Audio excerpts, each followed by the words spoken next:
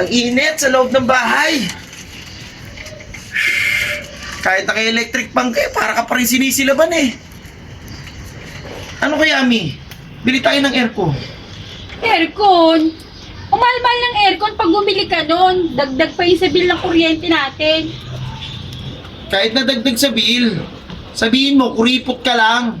Hindi naman sa kuripot. May mga bagay lang tayong inuuna at pinaglalaanan. Kahit na, si Paring Louie nga eh. Ayun, naka-aircon, nakabili na sila. Huwag kang mag-alala. Taglamig na, mapepreskohan ka na. Ihintayin ko pang magtag-ulan para maging taglamig.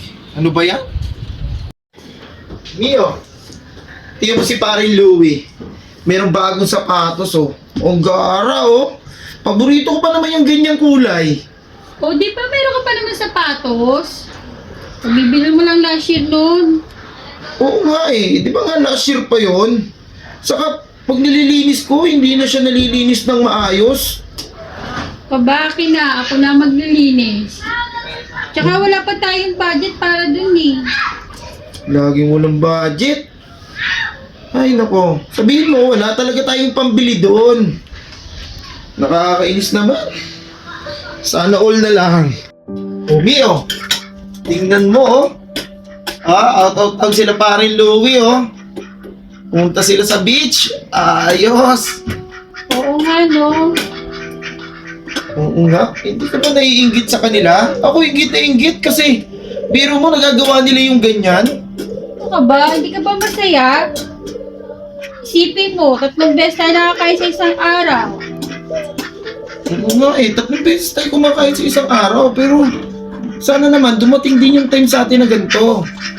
Di ba masaya? Nakakaingit. Naiingit ka ba? Hindi ka maingit. Dadating din yung panahon, nagagawa din natin yung nagagawa nila. Sige, ganito na lang. Dadagdagan ko na lang yung ano ko.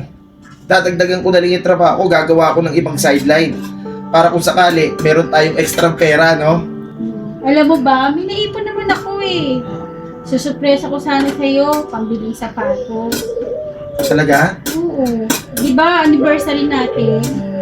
Oo nga pala, anniversary natin, no? Oo. Di ba, ito nga, pinagluto nga kita ng paborito mong adobo eh. Wow! Para mamaya, pag-usapan natin kung anong klaro pa natin sa buhay. Oo nga.